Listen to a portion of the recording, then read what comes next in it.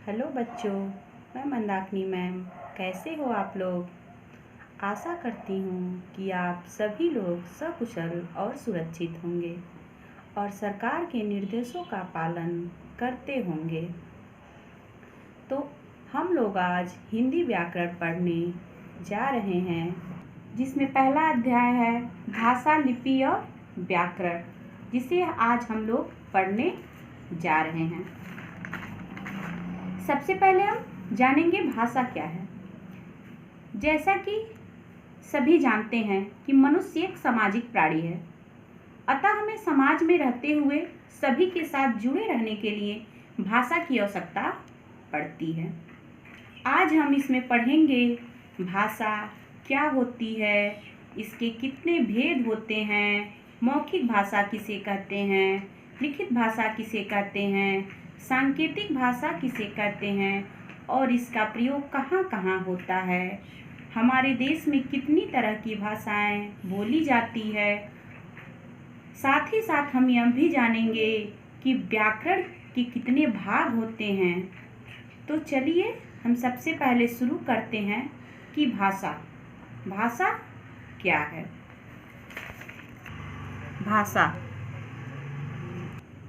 भाषा क्या होता है?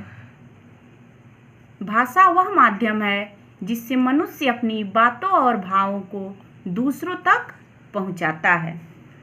अर्थात भाषा सार्थक ध्वनियों का वह समूह है, सार्थक अर्थात जिसका कोई अर्थ होता है। भाषा सार्थक ध्वनियों का वह समूह है जिसके द्वारा हम अपने मन के भाव और विचारों को प्रकट कर पाते हैं और दूसरे के भावों को समझ पाते हैं। जैसा कि हम जानते हैं कि भाषा का इतिहास बहुत पुराना है। विभिन्न लेखकों ने निम्न प्रकार से व्यक्त किया है। इसी क्रम में हम देखते हैं लेखक डॉक्टर श्याम सुंदर दास ने भाषा के विषय में क्या बताया है। इन्होंने कहा है कि मनुष्य और मनुष्यों के बीच वस्तुओं के विषय में अपनी इच्छा और मति का आदान प्रदान करने के लिए व्यक्ति के ध्वनि संकेतों का जो व्यवहार होता है उसे भाषा कहते हैं। इसी प्रकार प्लेटो के अनुसार प्लेटो ने कहा है कि विचार आत्मा की मूक अर्थात म्यूट साइलेंट बातचीत है, पर वही जब ध्वन्यात्मक होकर यानी ध्वनियों से भरकर जो आवाज़ हमारे होठों पर आ जाती है, होठों पर प्रकट होती है, उसे भाषा की संज्ञा देते हैं। आशा करती हूँ कि मेरा आप सभी छात्रों को समझ में आ रहा होगा। इसी क्रम में हम भाषा के भेद या रूप को पढ़ते हैं। मुख्य रूप से भाषा के दो भेद होते हैं। पहला मौखिक भाषा, दूसरा लिखित भाषा। पहला मौखिक भाषा। सबसे पहले हम जानते हैं मौखिक भाषा किसे कहते हैं। मौखिक भाषा भाषा के जिस रूप से मन के भावों और विचारों का आदान प्रदान बोलकर और सुनकर किया जाता है उसे मौखिक भाषा कहते हैं।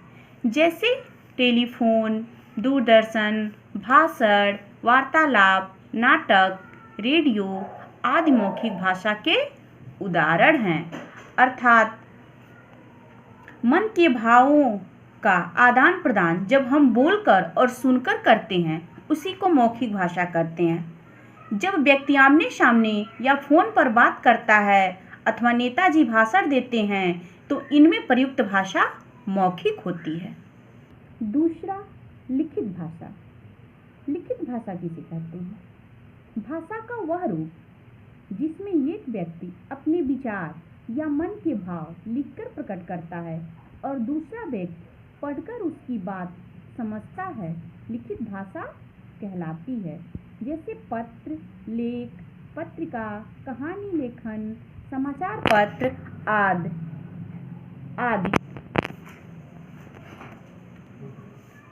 अर्थात भाषा के जिस रूप से मन के भाव और विचार का आदान प्रदान लिखकर और पढ़कर किया जाता है उसे लिखित भाषा कहते हैं। जैसे प्रश्नों के उत्तर लिखते हुए लिखित भाषा का प्रयोग, गणित के सवाल हल करते हुए लिखित भाषा का प्रयोग, कविता निबंध या पत्र लिखते हुए सब में लिखित भाषा का प्रयोग किया जाता है। इसके अलावा सांकेतिक भाषा के विषय में भी हम जान लेते हैं। आखिर सांकेतिक भाषा होता क्या है, कहते किसे हैं और प्रयोग कहाँ होता है। संकेतों द्वारा अर्थात इशारों द्वारा अपनी बात कहना या दूसरों की बात समझना सांकेतिक भाषा कहलाती है।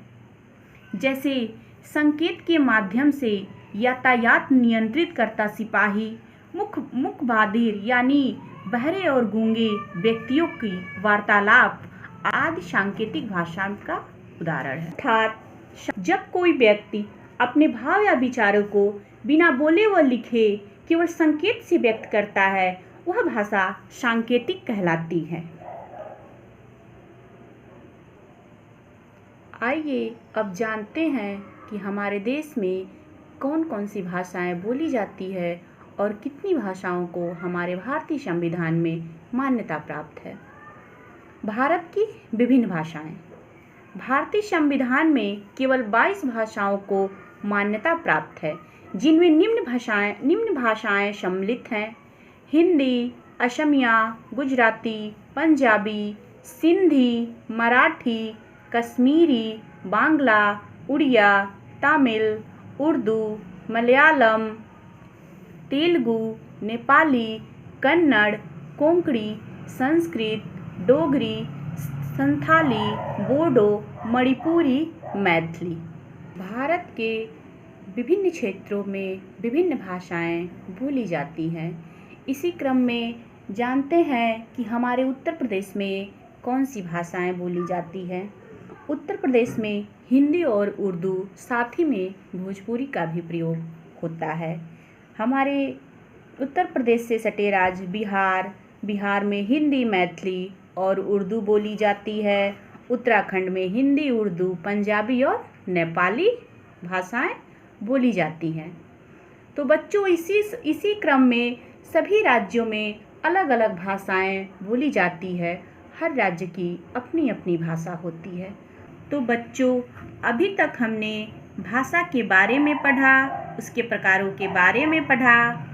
तो बच्चों, हर भाषा का अपना चिन्ह होता है जिसे हम लिपि कहते हैं। तो आइए जानते हैं। लिपि किसी भाषा को लिखने के लिए जिन चिन्हों का जरूरत होती है उन चिन्हों को लिपि कहते हैं। सारी भाषाओं की लिखने की लिपि अलग अलग होती है। जैसे हिंदी को देवनागरी लिपि में लिखा जाता है, अंग्रेजी को रोमन लिपि में लिखा जाता है, उर्दू को फारसी में लिखा जाता है तथा पंजाबी को गुरमुखी में लिखा जाता है। इसी प्रकार हर भाषा की अपनी अपनी लिपि होती है जिसे सार्थक चिन्हों के अनुसार प्रयोग कर लिखा जाता है, उसे ही लिपि कहते हैं। आइए अब जानते हैं कि व्याकरण के कितने भाग होते हैं। व्याकरण के 4 भाग होते हैं। पहला, वर्ण ज्ञान, अर्थात इसमें वर्णों के उच्चारण, रूप, आकार, भेद, वर्णों को मिलाने की विधि, लिखने की विधि आदि बताई जाती है। दूसरा, शब्द ज्ञान, इसमें शब्दों के भेद, व्युत्पत्ति यानी इसकी उत्पत्ति कहाँ से हुई है, रचना, रूप, प्रयोग, उत्पत्ति आदि का अध्ययन करवाया जाता है। तीसरा क्या है, पद ज्ञान। पद ज्ञान, इसमें पद तथा पद के भेदों का वर्णन किया जाता है। चौथा, वाक्य ज्ञान। वाक्य ज्ञान, इसमें वाक्यों की रचना, उनके भेद, वाक्य बनाने, वाक्य को अलग करने, विराम चिन्हों, पद परिचय, वाक्य निर्माण, गठन आदि का अध्ययन करवाया जाता है। तो बच्चों, आज हम लोग हिंदी व्याकरण का पाठ 1 पढ़े। आप लोग इसे ध्यान से देखिएगा और पढ़िएगा। ना समझ में आए तो वीडियो को पुनः देखिएगा और ध्यान से पढ़िएगा और घर पे रहिए, सुरक्षित रहिए। धन्यवाद।